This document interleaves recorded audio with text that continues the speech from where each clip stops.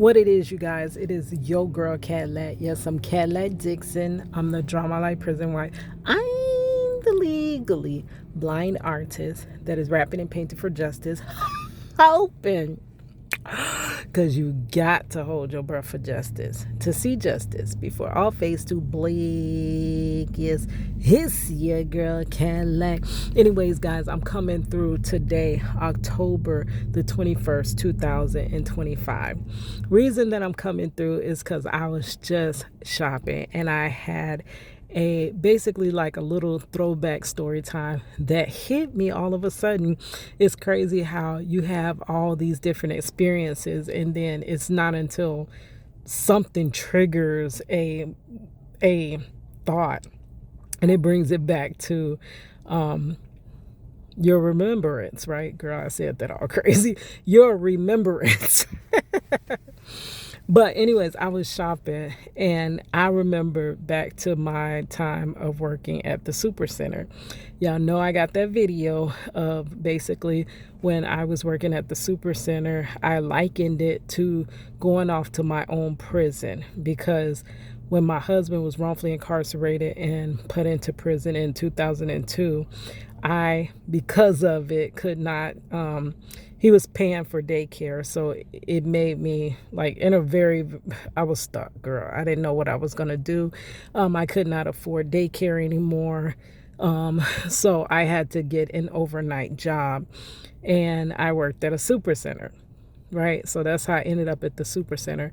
But it very much felt like imprisonment. It really did. And there was such similarities, so many that I made a video of the ways that they structured their employees at the super center, very much similar to how prison is structured, allegedly. So I always wondered, did they have like ties with one another, girl? Allegedly. But it was this specific, okay, there was a code. I can't even remember the code, but even if I did remember it, I wouldn't give it to you because I ain't trying to obstruct what they doing over there. But they called these guys code such and such, right? They were plainclothes individuals that came in, act like they were secret shoppers. Yes, every job, like even when I worked at KFC, they had champs. Champs were the secret shoppers and stuff. So businesses like to have secret shoppers. Well, champs was more so to see if the employees were doing the right thing or whatever. But the code, whatever, they're basically to watch the shoppers and stuff like that. And then sometimes they watch the employees too. So basically the employees didn't know who they were either. They were just plain clothes. They did not know, we did not know who they were until some of them gave their stuff away.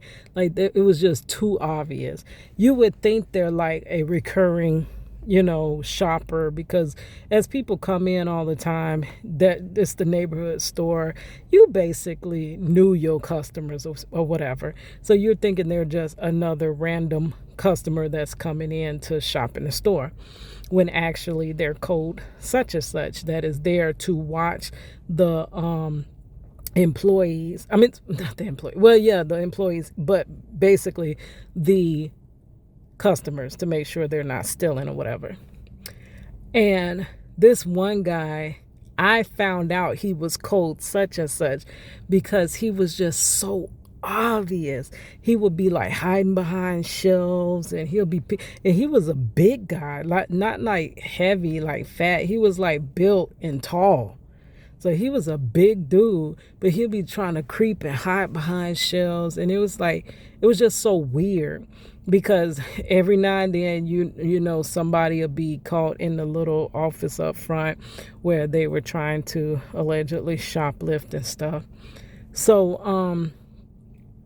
and every now and then you'll see them guys come up out of that room. So that's how you find out, oh, that's code such and such there.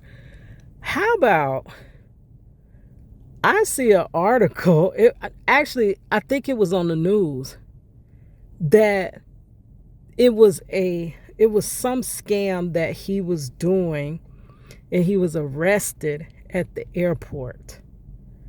And I'm like, that's Cole such and such. He's the one that's supposed to be watching, and he's supposed to be just himself, right?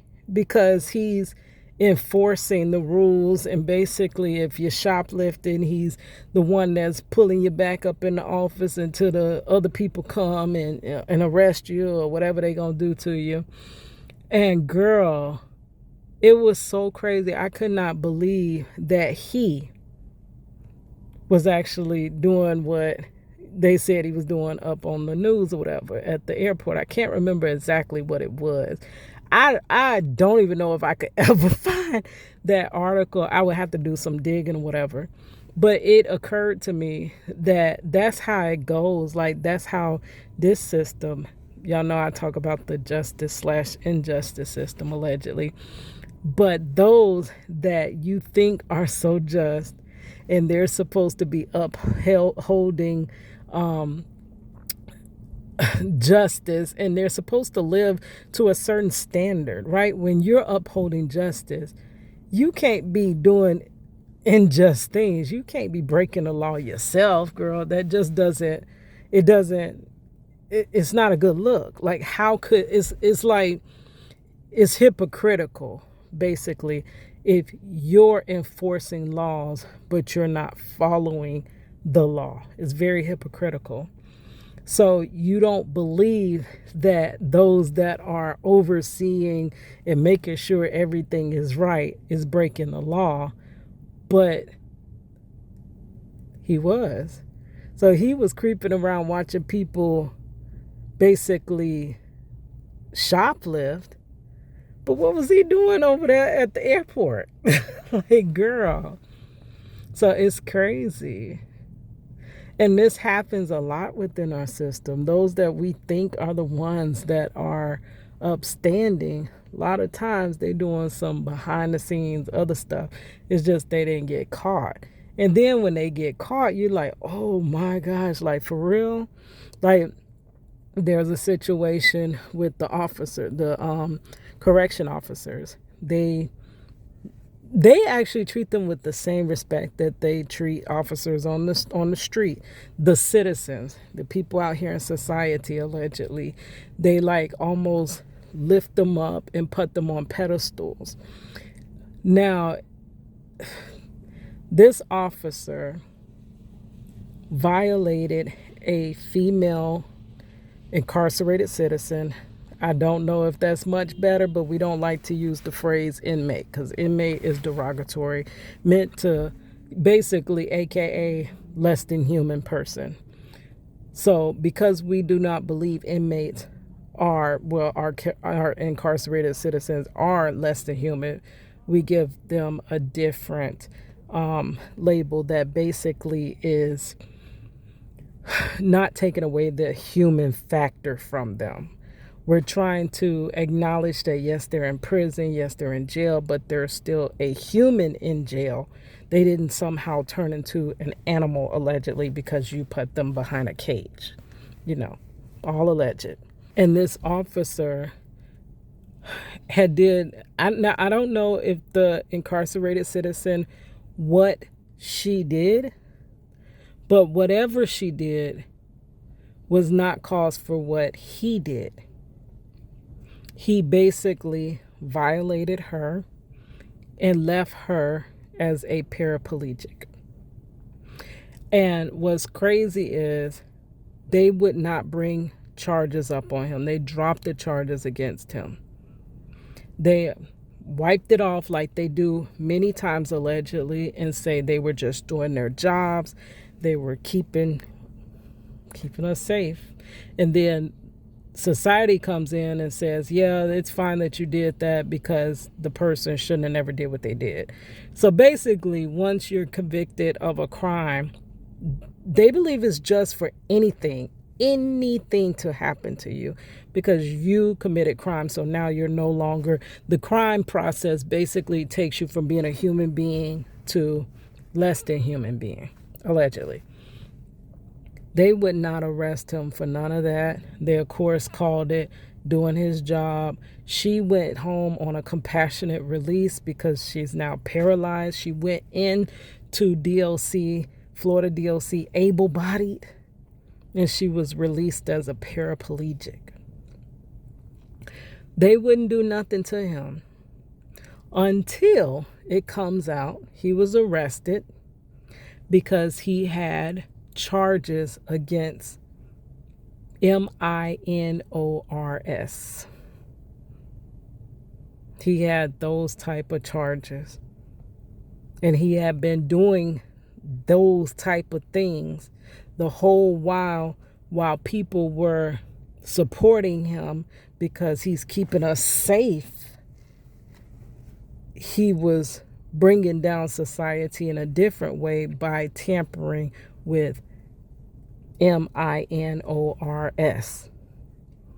Like, it's crazy. You can't hold people too high up on a pedestal. We shouldn't be putting people on pedestals anyway.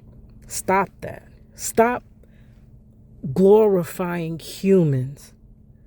Humans can be good. Humans can be bad. And the worst part of human is that they can be influenced. Allegedly. All right, guys. It's your girl Cadillac.